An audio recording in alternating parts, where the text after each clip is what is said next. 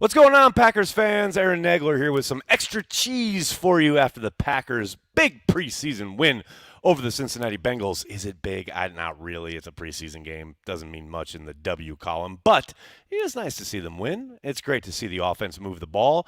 Lot to sink your teeth into after that performance, both good and bad. I'm sure. Let me just head this off so I can say for the rest of the stream, I address this at the top of the stream. No, I don't think they call Mason Crosby yet.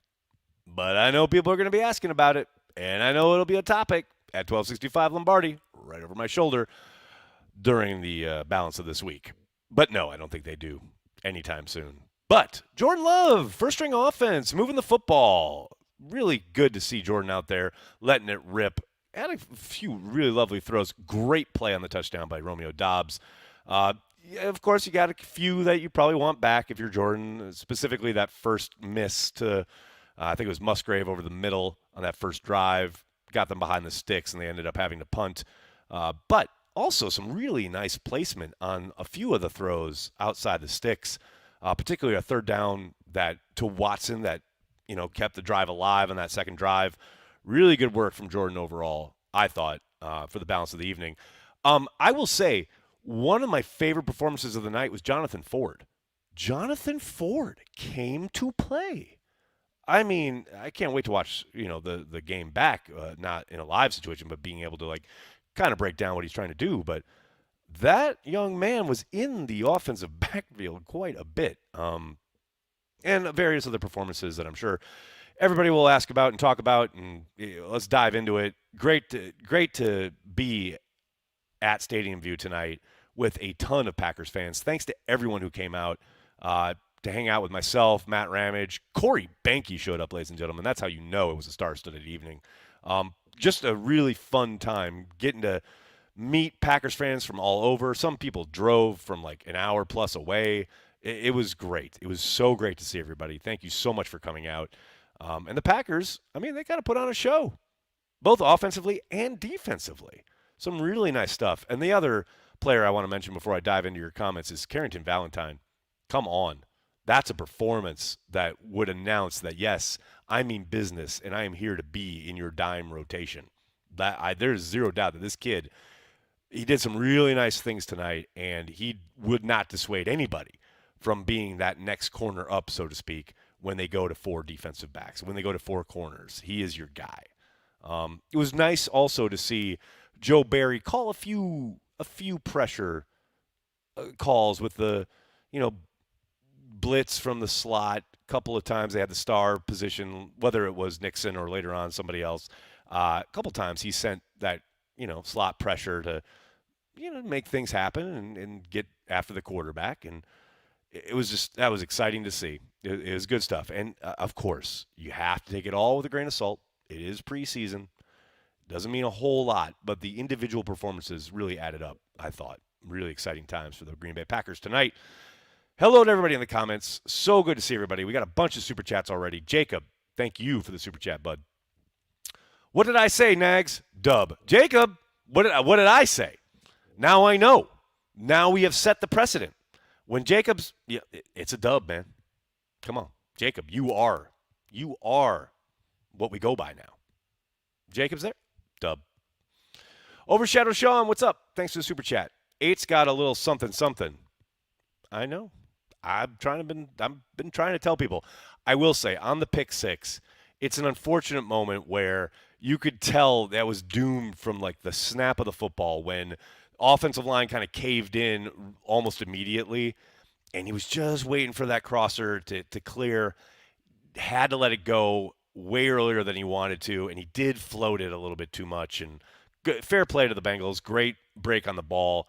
But outside of that play, I think he acquitted himself quite well. I thought he looked really good.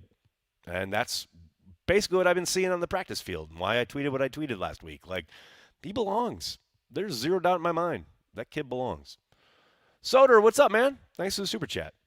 This seems like an okay football team. You should come hang out in the Zoom after this. Lots of really good folks hanging out.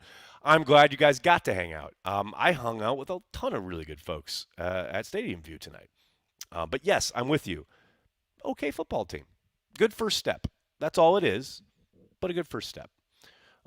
Speaking of steps, I'm going to take a step toward inebriation with Carry the G. What's up? How y'all doing?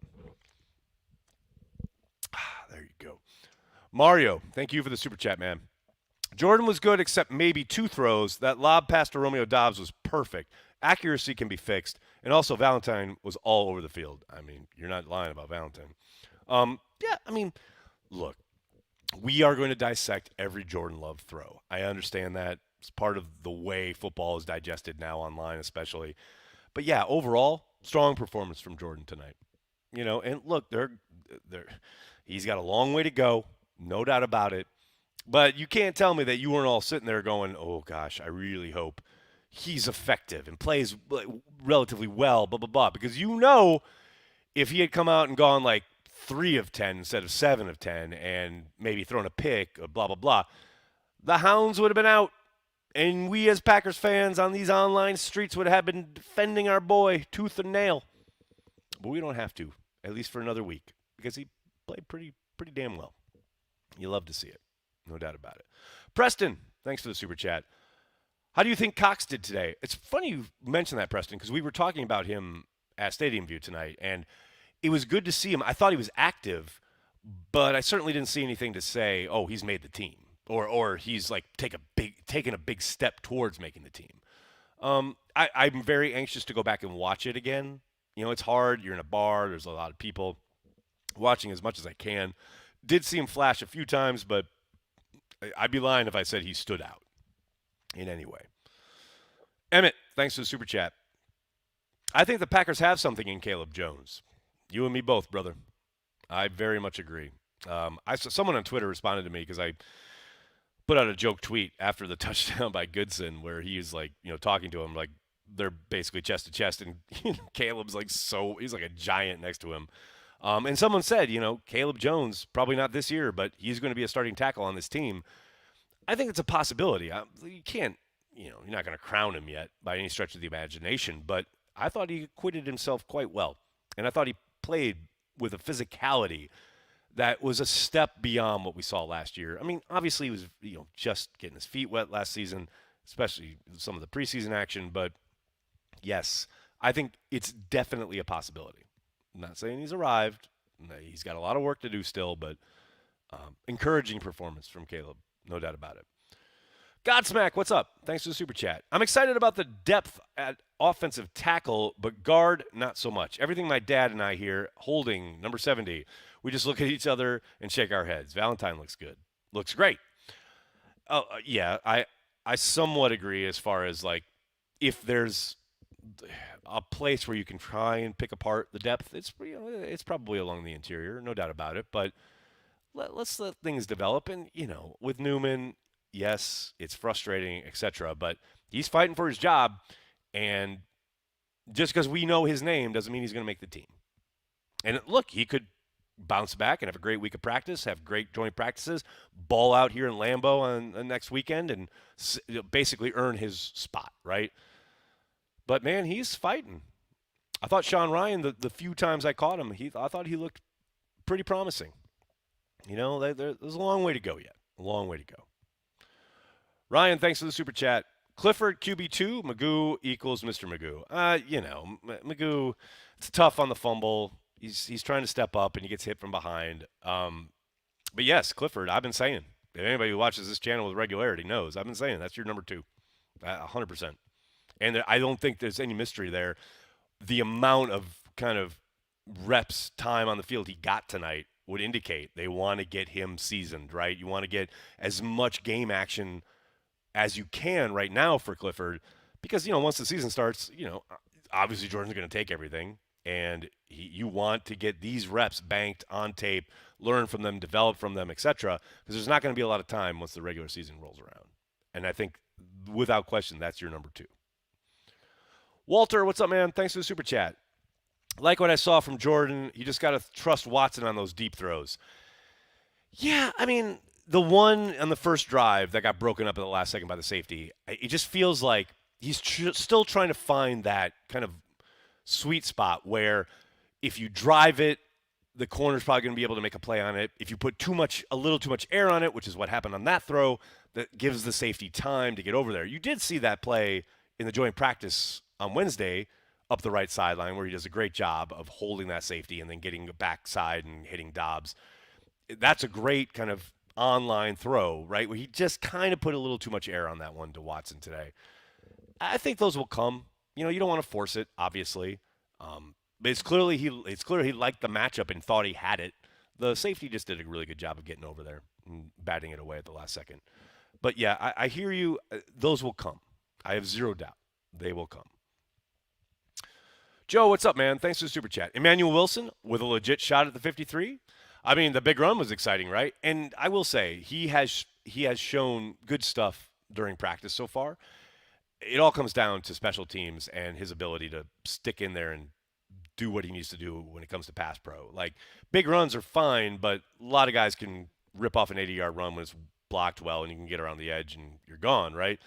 Like, can you pick up a blitz on 3rd and 6 when they are mugging the A gap and all of a sudden one guy comes and the other guy drops out? You got to know which dude is yours, and you got to be able to do all that and decide all that within milliseconds to make sure your quarterback doesn't get demolished.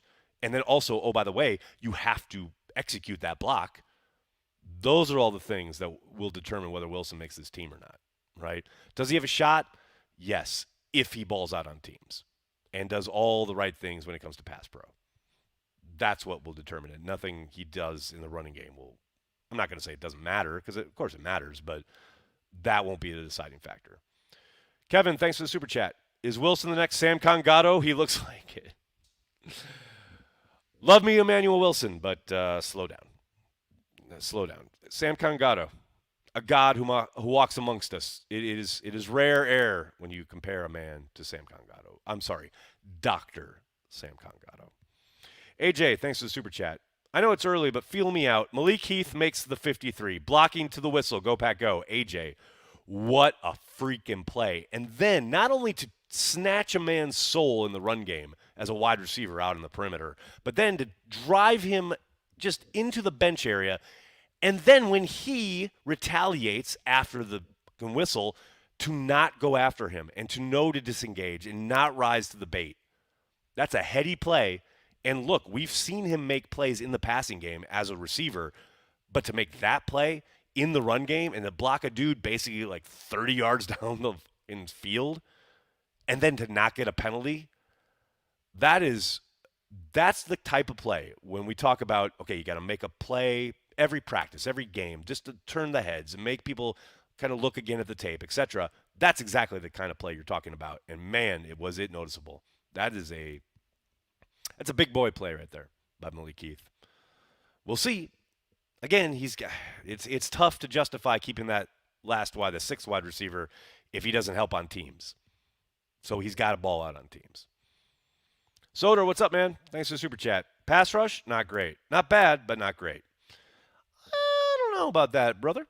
I think there were instances where they dialed up pressure, and I do think there were times when, like, the interior guys blew stuff up immediately, which caused the Bengals to have to kind of adjust accordingly. But yeah, some of the outside backers definitely, I'm not gonna say they were absent, but need some work. Definitely, I think Van Ness very welcome to the NFL debut. He sees probably now how tough it's going to be at times, but yeah, I don't know. I thought there were moments, there were flashes. Dean, really appreciate the super sticker, man. Thank you. Will French, thanks for the super chat, man. Musgrave is going to be a big part of this offense. Correct. Now, look, I think somewhat it's going to depend week to week, matchup-wise, scheme-wise. Do the things they want to do with Musgrave match up and take advantage of what the defense does, etc. But there is zero doubt, and I've been telling you guys, there is zero doubt watching practice that they have a ton of plays specifically for him. That they have been doing these kind of last 2 weeks where they're installing stuff, and he is the primary receiver on plenty of plays. No doubt about it. Bill, thanks for the super chat. Can someone make a J-Love Shivers montage? I will get Tyler Herrick on that post-haste. Andrew, thank you for the super chat. Do we have a kicker problem? I talked about it at the top of the stream. which is exactly why I talked about it at the top of the stream, because I knew people would ask. In short, maybe. Brandy, thanks for the super chat. Football, cheers. See, Brandy, you get me. You get me, Brandy, and I will reciprocate. Cheers. Carry the G, folks. Look at that. Popping in the light against a dark Lambo. Pardon me. There we go. There we go. All right, everybody, I got to get going. I can't thank you enough for hanging out post-game, talking through everything we saw. Tyler with a late super chat. What's up, man? Royce Newman started in 2021. Now he's playing in the fourth quarter of preseason. He's regressed rather than progressed in his development. How? Okay, that's a negative way to look at it. Or you can look at what's happening around him and look at how well some of these other guys are playing. And also, you got to throw somebody out there. You know what I mean? But also, yeah, he started in 2021 only because of injuries elsewhere. There's no way on God's green earth he ever would have been starting in an NFL game if the entirety of the roster was healthy. We all know this. You know this. So I don't think it's so much that he's regressed in any way. I just think he's probably where he belongs now. That would be my guess. All right, folks, got to get going. Can't thank you enough. Please, please, please do me a monster favor. Hit like on the video, subscribe to the channel, and then tell your friends and tell your family. Cheesehead TV, we're devoted to Green Bay Packers fans worldwide. Thanks a lot, everybody. I'll see you on Sunday. There's no practice tomorrow, no availability tomorrow. I'll be back here on Sunday because the Packers do have a practice not open to the public, but the media gets to watch. I'll be watching. I'll tell you guys everything we see Sunday afternoon. Thanks a lot, everybody. Have a great night. Go Pack, go.